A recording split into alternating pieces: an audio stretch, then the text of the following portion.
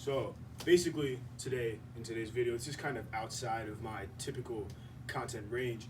We're just gonna be breaking down pre-workouts such as the ingredients, effects, and more so just the basic kind of all factors evolving around pre-workout itself.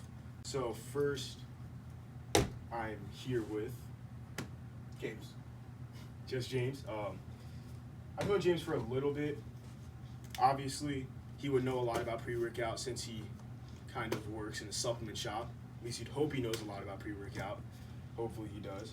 So first, let's start with just a little compare and contrast between the new Pink Swole-Burst Alpha Line Superhuman Pre and a typical standard tub of Euphoria.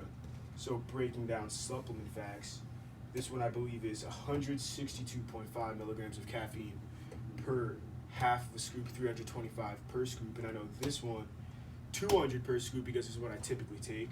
1 to 2 scoops of this before a lift. Probably 45 minutes to an hour to give it a chance to fully kick in.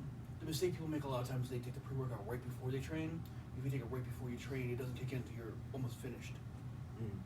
So, going off of that, the instructions on the tub, 15 to 30 minutes before exercise.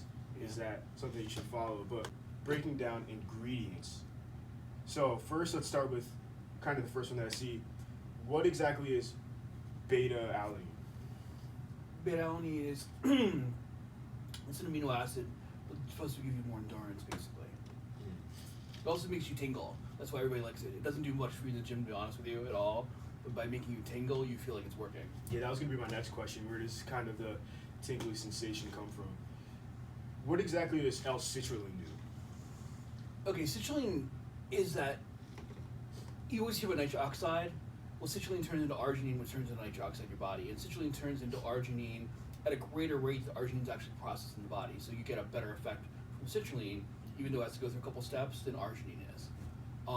Nitric oxide, everybody thinks of it in terms of pump, but in reality it's in terms of endurance. In studies of 6 grams citrulline malate, it was actually giving you an extra rep or two in like leg presses or something like that, or it could have been leg extensions. It's actually important because the pump is secondary to the fact that it's actually giving you more endurance and more ability to push in the gym.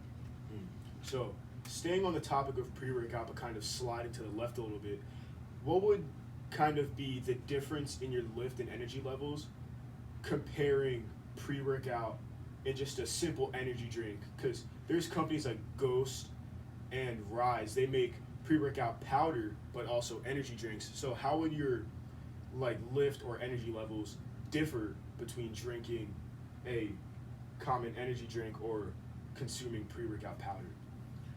Well, before you had pre-workouts, before you had energy drinks, you had basically coffee or caffeine pills, and they worked fine for people. So this is like a marketing way to get you to drink, get people that normally wouldn't drink a cup of coffee to have a cup of coffee in energy drink format or pre-workout format. Yeah. So it's just essentially, mostly in those cases, to be caffeine.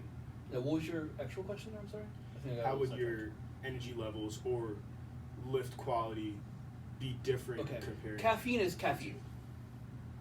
It doesn't make a difference if you get a cup of coffee, you get into a pill, an energy drink, or a pre-workout. It's just caffeine.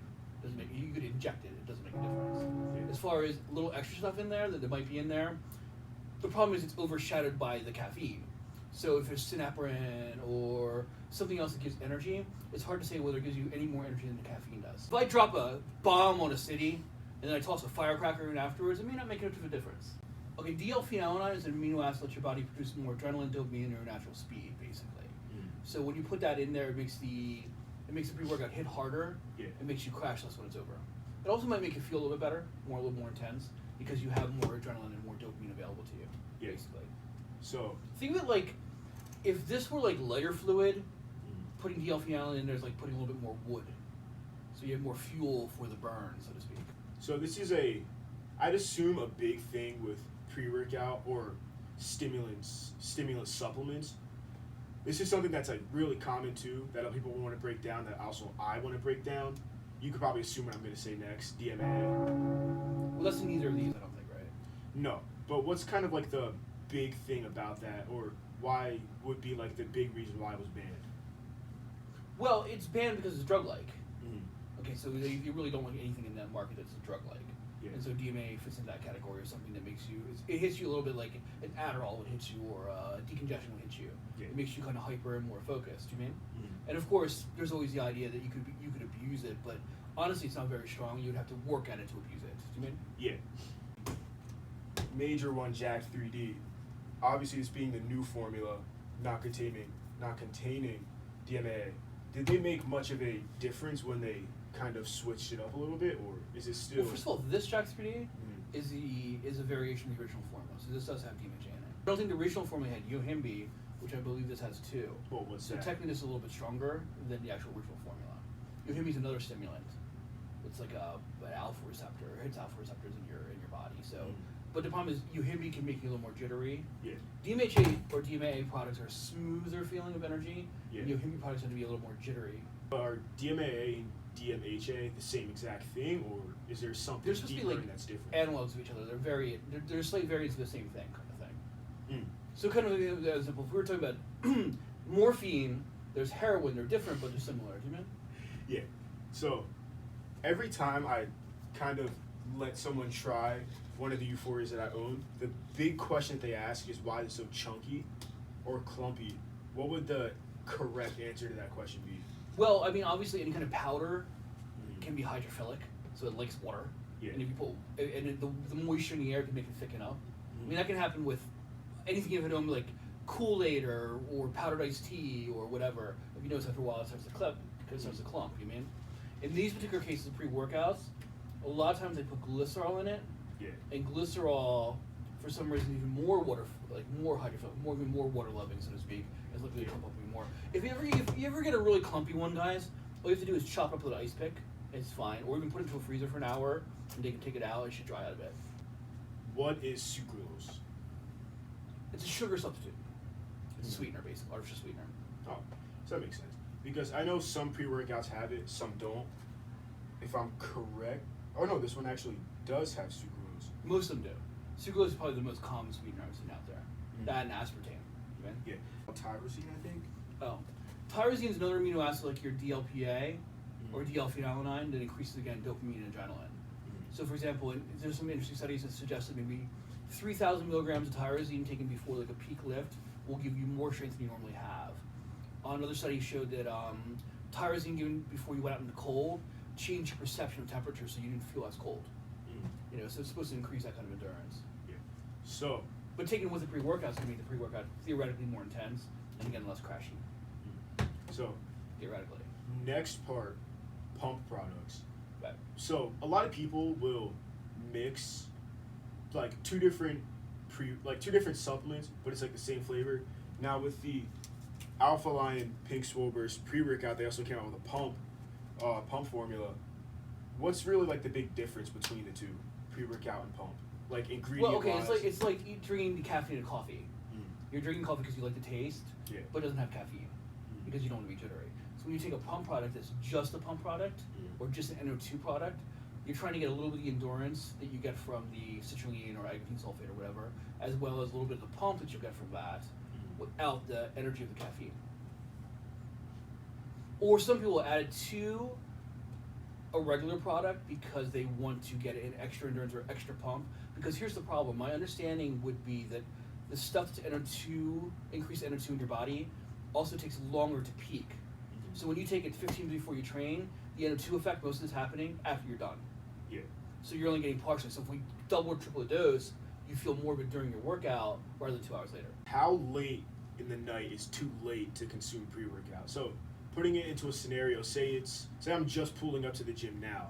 Obviously this is recorded post-lift, but say this is pre-lift, and after this I want to take maybe a scoop and a half of the pineapple mango Euphoria and then throw in a little bit of non-stim for a little bit more of a pump. Would that be a horrible idea, or would it just be best to go no pre-workout at all?